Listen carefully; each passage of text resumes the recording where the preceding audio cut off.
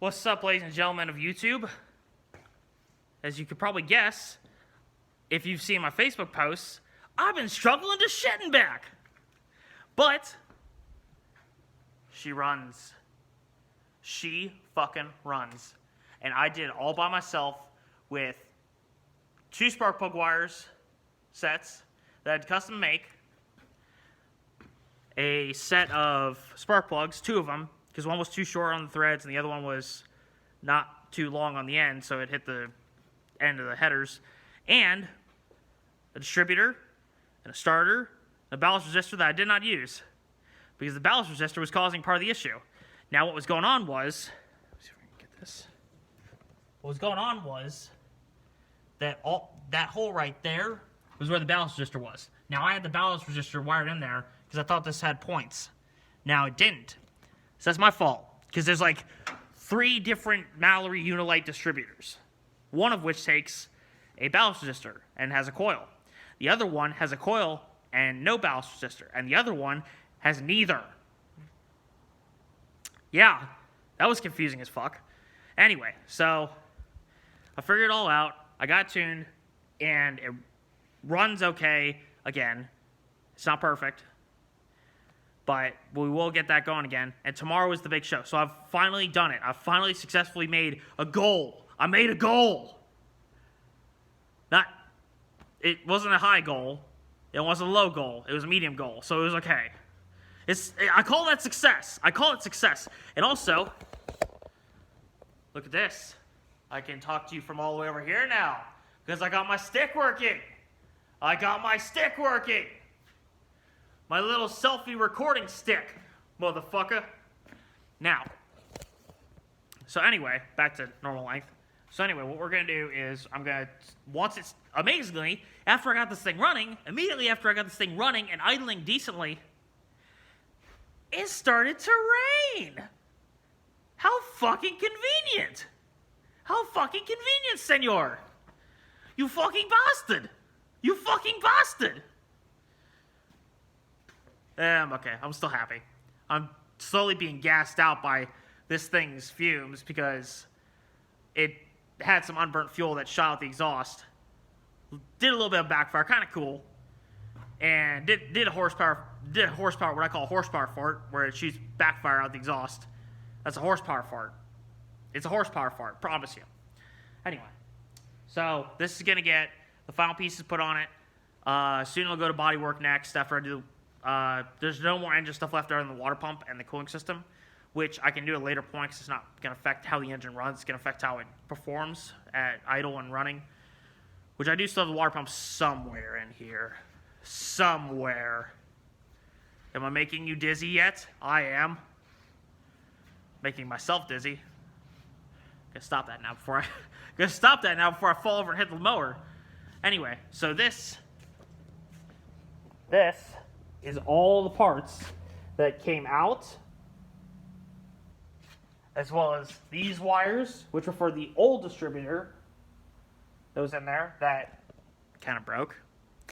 But other than that, everything's working great. So thank you, Roger, for this little stick right here, this little stick thing. This stick thing allows me to videotape from so far away now and makes me do fun things. Like do this. Or do this. Can you see me now? Can you see me now? Anyway, it makes it a lot easier to record, so hopefully videos will get a bit better. And it also works as a tripod. So, as we say in America, fuck the naysayers. Fuck the naysayers. This is my life. Watch, I'm going to be looking back at these videos in like 20 years. Like, God, it was fucking horrible. God, it was horrible at this shit. And I'll still be horrible at it, but I don't care, because I'm having fun. I'm having fun broadcasting all this shit to YouTube and telling you guys all about it. So, maybe one day I'll have my own show. Rockin' Rivera. I don't know. Let's find out. Let's find out in 20 years. What's going to happen to me? I'll either be in Detroit building cars, the Motor City building cars for big name clients, or I'll be in a dead ditch somewhere. Still hooning cars. Still having fucking fun with them. Like I'm never gonna do it again. Now, one last thing I'd like to say before we go. If you've heard of the Clean Air Act, it is threatening a lot of people right now. Specifically, people that do this. Specifically, people that do this. It is threatening their way of life by taking away their ability to modify, enhance, and improve cars. And this goes for old and new cars, making it, from what I understand, companies are already shutting down because of the fact that this Clean Air Act has gone out. It's trying to still go out and further into effect across the states. Let us, if you watch this, please share this with your friends. Please share this part with your friends. Do not let them stop our culture of hot rod. America is the mixing pot of motherfucking hot rod culture. We have the mini truck scene. We have the Japanese drifters. We have the American muscle cars, the drag strip. We have autocrossing. We have road courses. We have all this crazy shit. We have everything from Lamborghinis to 1,000 horsepower Mustangs. Don't let the government take this away from us. For me, it's therapy. And if it becomes a rich man's sport, like some people are saying, it's gonna mean that the younger generation can't get into it and be happy with it. And if we can't modify newer cars because we can't afford the older shit, what are we gonna do? What the hell are we gonna do? I don't want this shit to die. I don't want this shit to die off as a breed. I want the second coming. I want the second coming of the 50s hot rod culture. I want that shit to come back.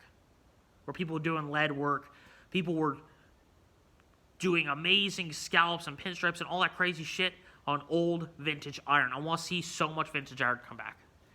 Because I feel like it's a piece of our history. Look at fucking Cuba. They drive around in 50s cars and nobody gives a damn. It's daily. It's life there. It's a part of their culture. Cars are a part of the culture here as much as natural history. Think about it. If we didn't have cars, where would racing be today? Where would some of the most historic people in the world be today? Bonnie and Clyde, where would they be? Fucking horseback? No, that's bullshit. Where would Mario Andretti be if there was no cars?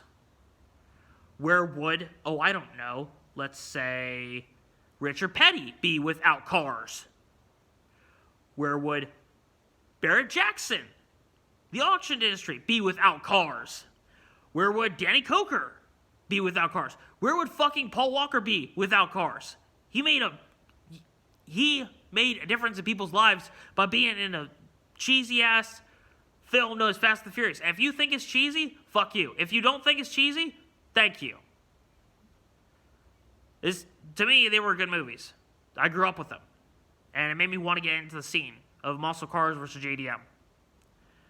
Now, what I'm trying to say is, the main point of my story is, don't get somebody into cars. Get them out of drugs and get them into cars. Get them into something that sparks an interest in cars. Because once you spark an interest in somebody with cars, they'll never stop. They'll never stop till they run out of money. And then they'll still keep trying. They'll try and improve what they got. They'll try and make it better. I've seen everything from $500 beaters turn into $500,000 show cars to world record holders that were Craigslist buys.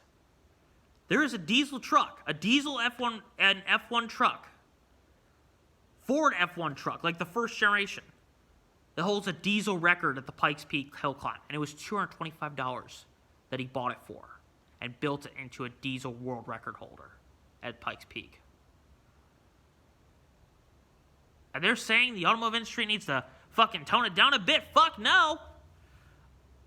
I don't agree with that. I don't agree with that shit at all. This Clean Air Act is okay to a point. But once you start taking away the best thing that America has going for it, the only thing America has going for it, the automotive industry. Once you take that away, the automotive aftermarket industry, we're left with nothing. We're left with absolutely nothing. That makes me sad. It makes me really fucking sad that we're about to lose this industry. And I don't want us to lose this industry. So what I'm going to ask you all to do is one thing. go to the White House. And don't riot, don't protest. Peacefully cruise around the White House in your favorite car every Saturday. Like a car cruise. We're going to have a car cruise in front of the White House to show them this automotive industry ain't dying. Not by a fucking long shot. We're going to prove to them. I can't be there. But I hope that somebody is. I hope that somebody mans up, takes a fucking convoy of 30,000 cars from California all the way across. I want to see somebody within this year, before the Clean Air Act fucking kills us all us hot rodders, all us customizers, all us car builders and tuners. I want to see somebody take the stand with me. We're not losing this. We're not losing our industry. We're not losing the car industry to one man. He may be in office, but I don't give a fuck. I don't support presidents unless they support us.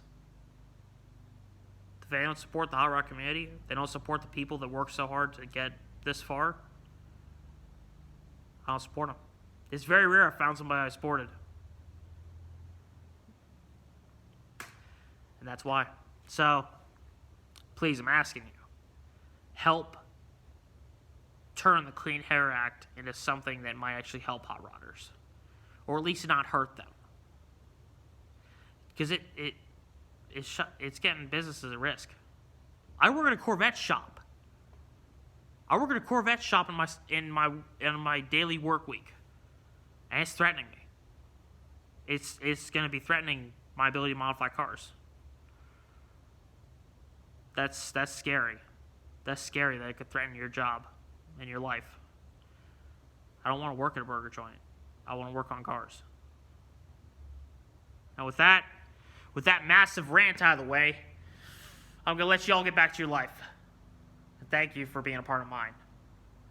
Goodbye, everybody.